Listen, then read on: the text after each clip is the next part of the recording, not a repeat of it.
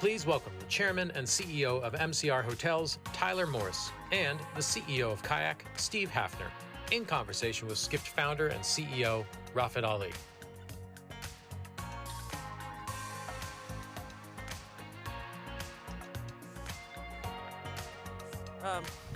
So we said one outspoken person on stage is not enough. Let's get the two most outspoken people in the travel industry together on stage and let them fight.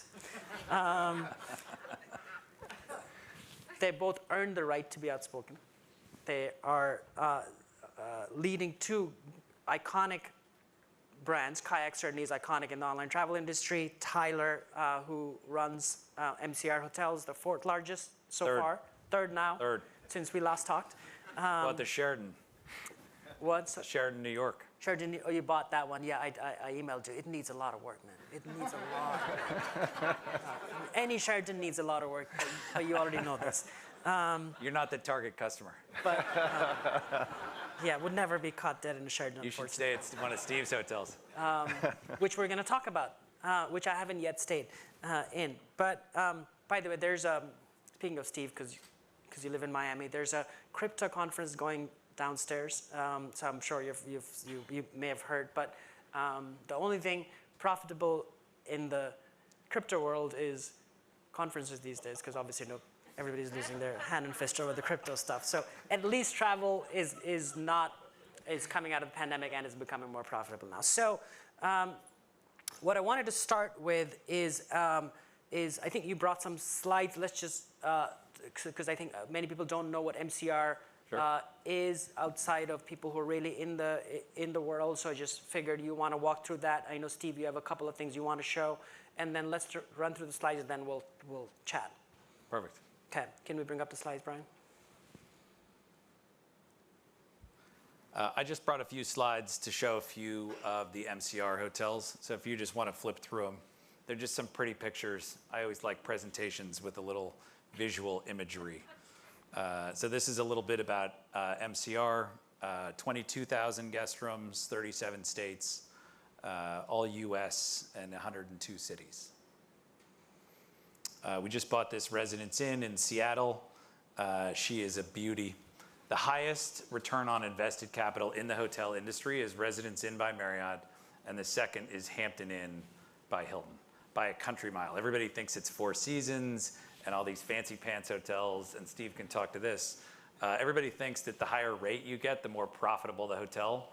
That is simply not true. Some of the best investments are at the low end. Home2 is a great product that Hilton is putting out right now. We just bought the Sheraton, New York, that was built in 1962. We have the Highline Hotel in West Chelsea, which is running 95% occupancy right now at 525. So we're very happy about that. The Killington Mountain Lodge. This was an adaptive reuse of a very old property in a leisure destination. We just recently bought the Pasadena Hotel. Well, we are christening it the Pasadena Hotel. It's 169 keys. We bought it out of bankruptcy. It was a Hotel Ducet for a little while, and it was the Hotel Constance before that. So it's a fun project that we're working on. And then we have our TWA Hotel out at JFK Airport that I could talk to you about for the next 7 to 8 hours if you're... Where we did our conference last year, which we had a huge amount of fun. That's right. Yeah. And we recently invested a couple of years ago in Stay in Touch. Who here is happy with their PMS system? Look at that. No hands. Well, no only one. guy who's making one, but There's yes. one person here happy with their PMS system. So we are spending a lot of time on the technology stack within hotels and creating a better mousetrap because the mousetraps on the left-hand side of the screen are from 1979 and they currently dominate the industry. We recently bought Opti, which is a preventive maintenance and housekeeping operations software platform as well. So that's another move into bringing the hotel business into the 21st century. That's it. And then, Steve, I think you want to show a couple of photos of your new hotel product. Sure. Pardon me. we're not as big as MCR is by any stretch. We're 3 hotels, 101 keys. We opened all of them this past year. But what is cool about them is they're a great guest experience. So maybe not approaching your level of profitability, but they are profitable for us. And what they're really designed to do is be a test lab for our engineers to actually build software that is the next-gen tech stack. And we do speak to Stay in Touch, by the way. And we also, our software connects to Muse. So for those of you who have Stay in Touch or Muse, we can enable some of this stuff through the Kayak app for your guests. So these are screenshots of the hotels. These are our 2 in Mexico, in Playa del Carmen. Anyone here been to Playa del Carmen? It's a cool spot, right? These are cool hotels. Our first hotel was in Kayak Miami Beach. Has anyone here stayed at that hotel? There's a lot of people going to Kayak. And oh, hey Chris, how you doing? So it's a great guest experience. We're aiming for like an inclusive Soho house. So if you like that kind of vibe, check out Kayak. And we hope to open more hotels. But really what we're trying to do is get the 35 million people who have the Kayak app installed on their phones here in the US to actually start using that app to bypass check-in and check-out, to send requests to staff for amenities they want, to request housekeeping or extra pillows, et cetera, and to help hotels, primarily independents, take staff cost out of their operations and elevate the guest experience. So we're not going the full Sonder model, which is no staff, because we think staff's really important for the guest experience, especially if you've traveled a long distance to get to the hotel. You want hospitality. That's why you're there. So don't expect a Sonder experience at Kayak branded hotels or the hotels that we help support. Expect something that's a little bit more human. Okay. And unlike Sonder, we're going to make money doing it, by the way. Also, you're not so small. You have the hotels and obviously the big online travel play that you have, and also OpenTable reports into you as well. The reason we wanted the 2 of you, and thank you for being game to being on the same stage, is that Tyler, you were, the headline was it last week, that you should ditch the online travel agencies and go direct. Mm-hmm. And so here you have Steve, who is part of the booking group. The enemy. The enemy. So what do you have to say, and then how would you defend it? Sure. So listen, booking direct is the most economically efficient way to go. This is not a state secret. The question is how you get your name out there. Steve and I talked a little bit backstage. We, as a hotel owner, we're all just buying reservations. You can buy them via the Marriott channels. You can buy them via the OTA channels. You can buy them by paying for direct marketing. But they come with varying costs, different risk profiles. But we have been very successful at TWA. We have turned off the OTAs completely. Really? The only way to book a room at the TWA hotel is to go to twahotel.com. And we charge you. Not even Google? Nope. No way. I'm not dealing with those guys. They're front running everybody. And we charge you up front in full for your booking. Why give away a free option if you don't have to? The airlines don't.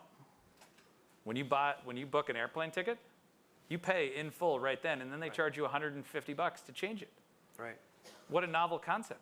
Why the hotel business gives away free options is kind of beyond me. So, hotels need to take more risk. And I think they're going to be... At the cost of what, though? Well, too many people in the hotel business presuppose the outcome and don't change their business model and don't take a chance. The nice thing about the OTAs, you turn them off.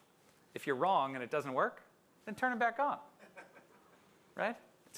That's a free option our direction. Yeah. You can't do that with the branded systems. They lock you in for 20 years and charge you 15% of gross revenue. This you're talking about the chains themselves. All the chains. Yeah. Yeah. So by turning off the OTAs, take a chance. And are you trying to do this for all the owned and operated hotels? I guess I don't know what the word is. Independent hotels? Is that what you're calling? Yeah, we call them bespoke hotels. within MCR. So we're turning them off in all of our bespoke hotels. I have some rights to turn them off in the branded system, but sometimes the technology is actually very cumbersome to turn it off. But for example, we own a hotel in Yuma, Arizona. It crushes it. It flies a Hilton flag, and we can't be an independent in Yuma, Arizona. That simply would not work. There's not enough money in the world for me to get that name out there. Yeah. So we fly a Hilton flag, and we're very happy about it. But we don't need to be on the OTAs. There's only 9 hotels in Yuma, right? Being on the Hilton system, people are coming. I would say at that hotel, 75% of our guests are Hilton loyalists. Okay. Right? Everybody in this room, I'm going to bet, is a member of Marriott Bonvoy, Hilton Honors, IHG's rewards program. Everybody's a member of all of the programs. Right. So you get points with everywhere when you're staying. Right. And I'm going to bet that some other people in this room are game players, and they leverage the little marketing spiffs that the brands put out to get extra points. I'll tell you an example. My brother used to be a consultant for Bain Consulting, and Starwood rolled out a program that you got an extra 3,000 points per stay. So on Monday, they would check into a Sheraton, and they would check out of the Sheraton on Tuesday and check into a Westin that was a mile down the road.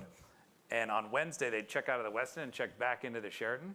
And every week, they would get 4 stays, right? There's a lot of game players. When I was at Starwood, we did an analysis, and the programs, about 10% of the people were game players, and they were 60% of the bookings, and they were receiving a vast majority of the benefits. Well, that's Right? changed. The OTAs don't have loyalty programs. Expedia has one, but it's not very strong. Well, Kayak just launched. You launched. Yeah, and Booking.com has one too, called Genius, not based on points. But we're not at odds in this, by the way, because I don't work for Booking, I work for Kayak. And your hotels are on Kayak as a direct booking. So our Not all of them. Not all of them. And only a subset of hotels, I think, have the brand strength to stay off the online channels, because you do get incremental distribution from them.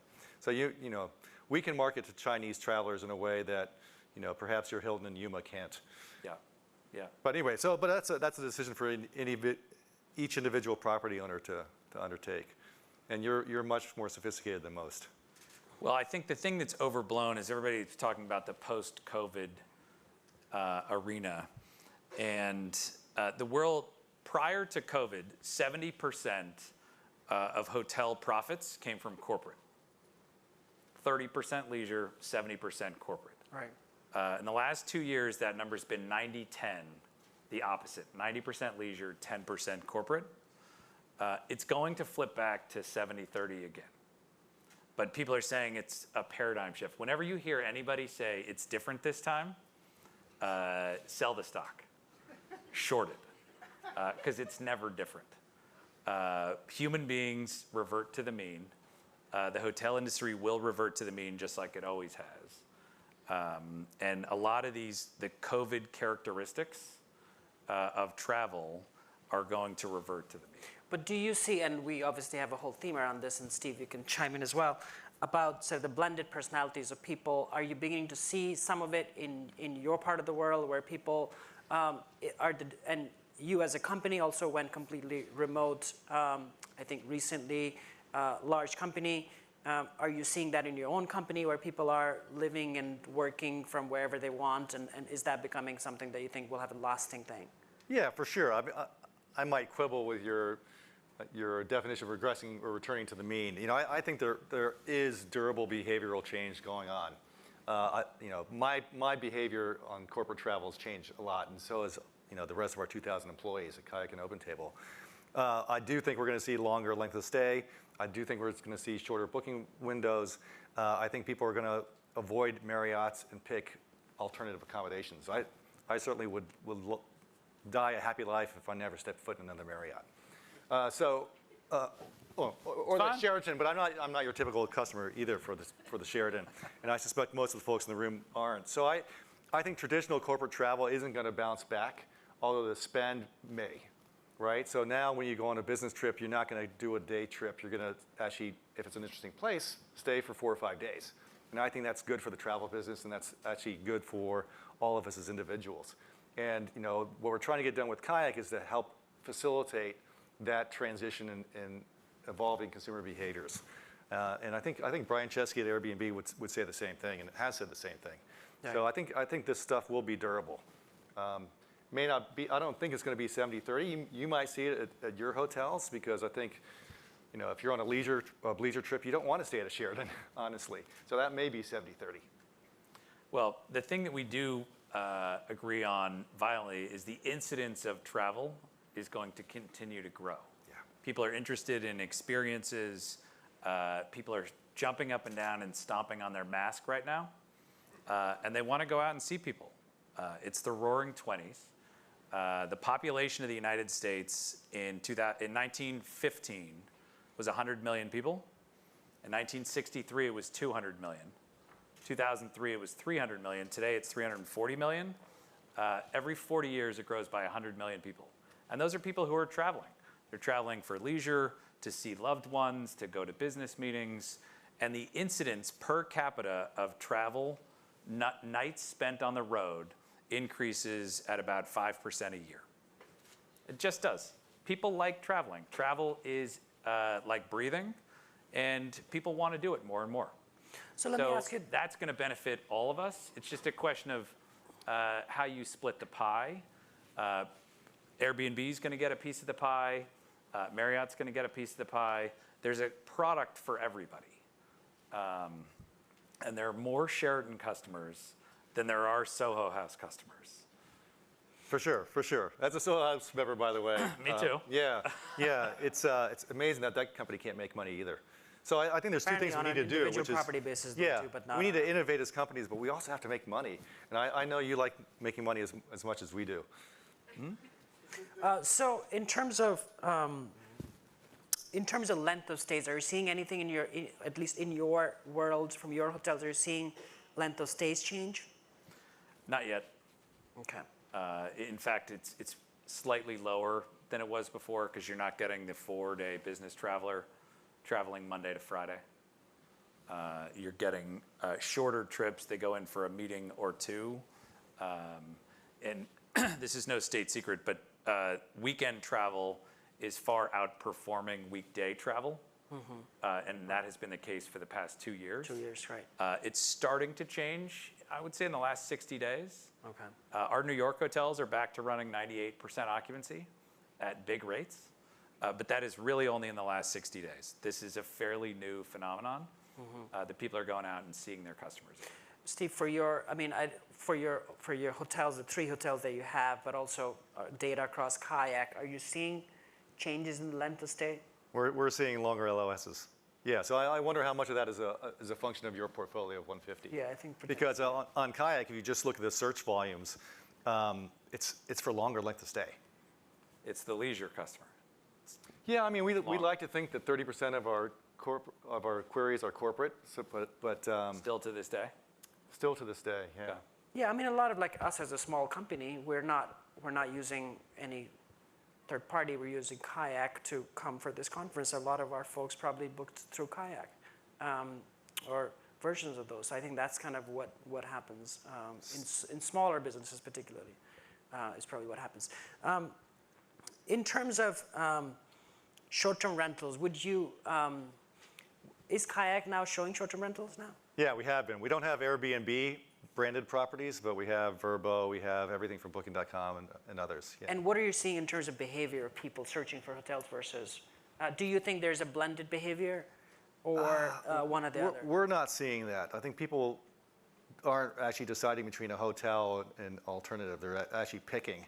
And if you look at Airbnb versus Vrbo, if you're picking a whole house, you go to Vrbo. If you're picking a shared space, you go to Airbnb. That's just how people have been branded and how their habits have formed. And if you go to Kayak, you're meta-searching hotels, not really meta-searching alternative accommodations, although you can. And would you go into anything outside of a hotel? Sure. We're accommodation agnostic. We'll go where the opportunity is. We've had 1-star hotels and 5-star hotels a couple of software businesses, everything in between, anything kind of in the travel space. But you mentioned Airbnb. Brian announced this morning that 40% of their bookings are 30-day length of stay or greater.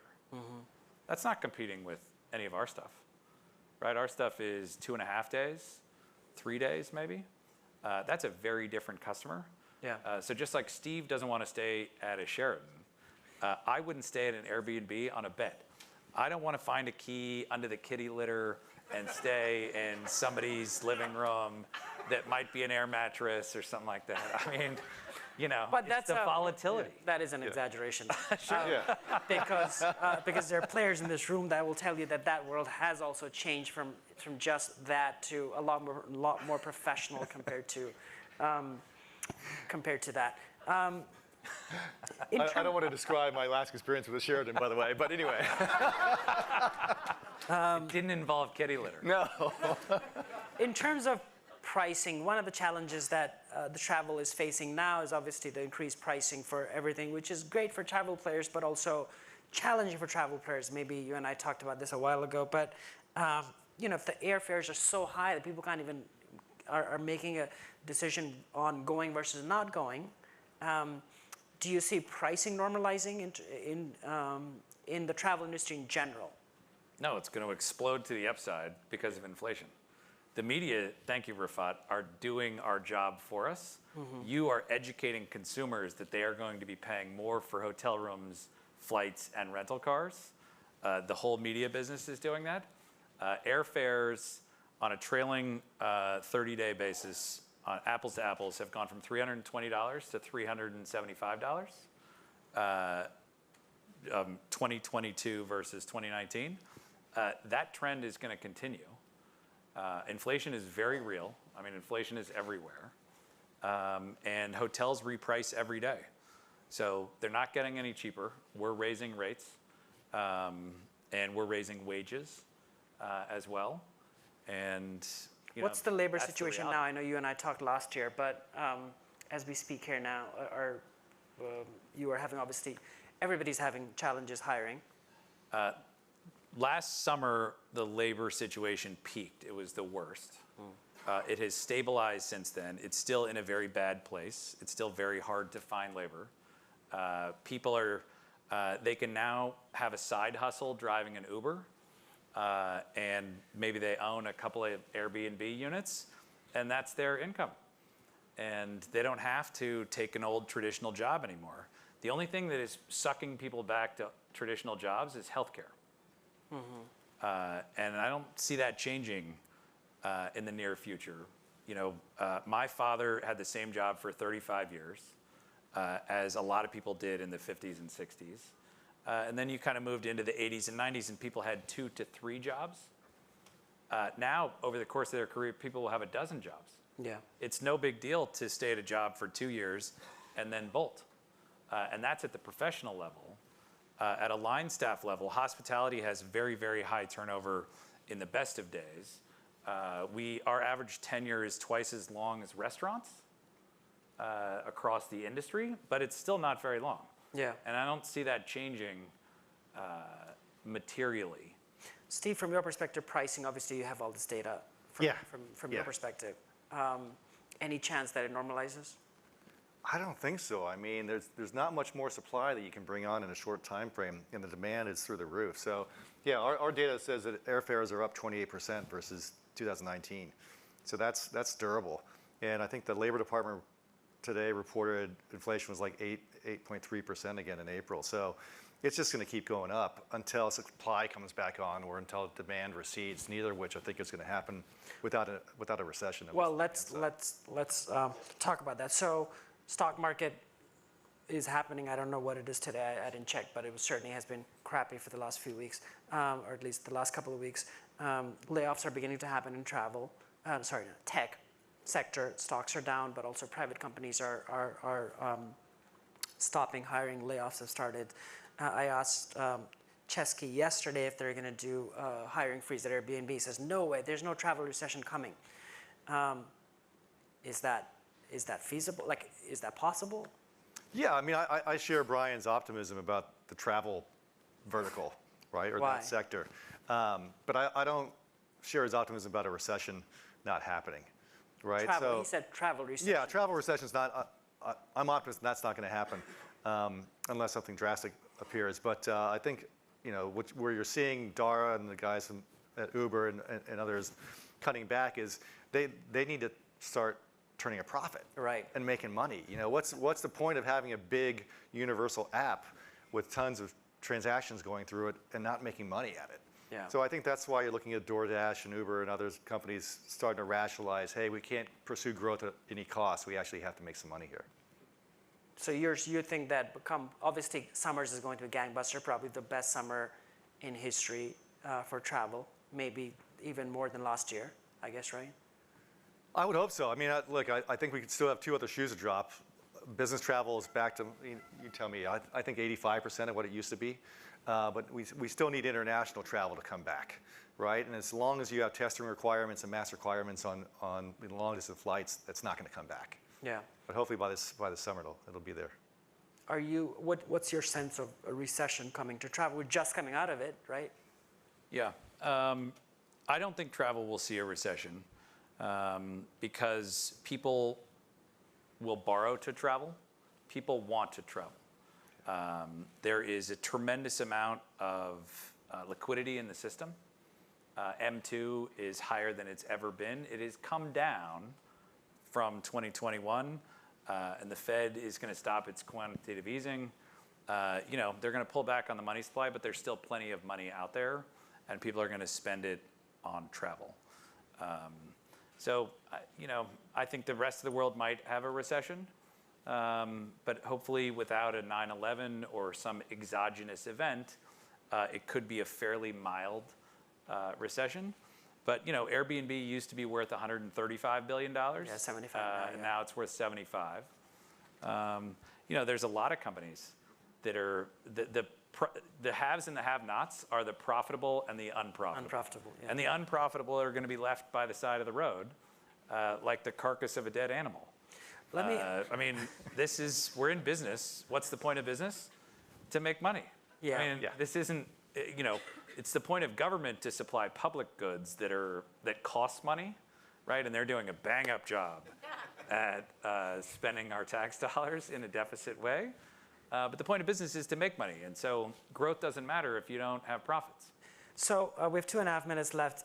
Both of you, it's interesting, have invested in technology, as in technology for hotels. You're doing it through your hotels, but also potentially looking to market it to the industry itself. You bought 2 companies. There's a quick question. Is MCR planning, this comes I think from online, planning on investing in any technologies that focus on employee retention and support? We are actually planning a lot of investment on employees and their roles in hospitality and in the travel workspace. I'm not exactly sure what that means. That's really outside of our sphere of influence.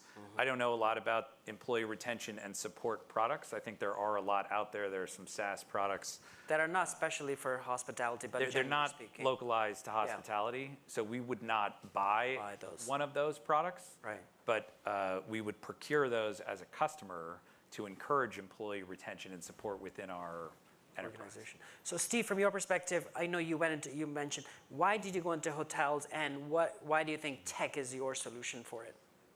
Well, it's a simple observation that hotels are complex animals. Most of them have 20 to 30 pieces of different software to help them run their operations. And there's an opportunity to simplify all that with next-gen tech. And we're a pretty good tech shop here at Kayak. Right. We've got great distribution and consumer adoption of our tools. So we think we could apply that tech learning to the hotel problem, fix it to the benefit not just of the hotelier, because if you make the hotelier more profitable, hopefully some of those dollars come back to Kayak in the form of advertising. But also we can help improve the guest experience and make the Kayak app more useful. So if we make no money on the actual technology, that's great if we get more consumer adoption of the Kayak app. And that's kind of the angle we're playing. And we want to partner with everybody. So we talk to Muse, we talk to Stay in Touch as Thank you. Yeah. Yeah, we appreciate the partnership. It's a good team, actually. It's a very good team. So, I think we're just trying to marry the distribution insights, the pricing and searching insights that we have and bring that to the independents who, so they don't have to sign up for Marriott, they don't have to sign up for Hilton. They can be a discreet experience and be authentic and deliver hospitality and don't think so much about the software. And we've done that successfully with our open table business. We help restaurants focus on what they do best. Right. And we're hopeful that we can do the same thing to hotels. Just to say that Kayak, for people who don't realize, this is probably the original travel app, because you are probably the most successful early apps in travel. And remember when iPad launched, you were the top app on iPad for a long time until nobody cared about iPad as a specialty thing. But certainly has been there. And you're not just building on your own, you're working with Stay in Touch, you're working, I know Rami is standing there, Lifehouse, he's going to be on stage later as well. You're working with Lifehouse, you're invested in them as well. You're working with Muse, Richard's company as well. So you're sort of trying to work with a lot of players in the industry. Yeah, well, anyone who's tech forward and nimble and fast, so we don't work with Oracle. But maybe someday we will. Let's end at that point there. We lost all the money from Oracle. Just all right. Sorry, Rod. Thank you, folks. We're out of time, and obviously we could go on with you for a long time, but thank you again for your insights. Appreciate it. Cool, thank you.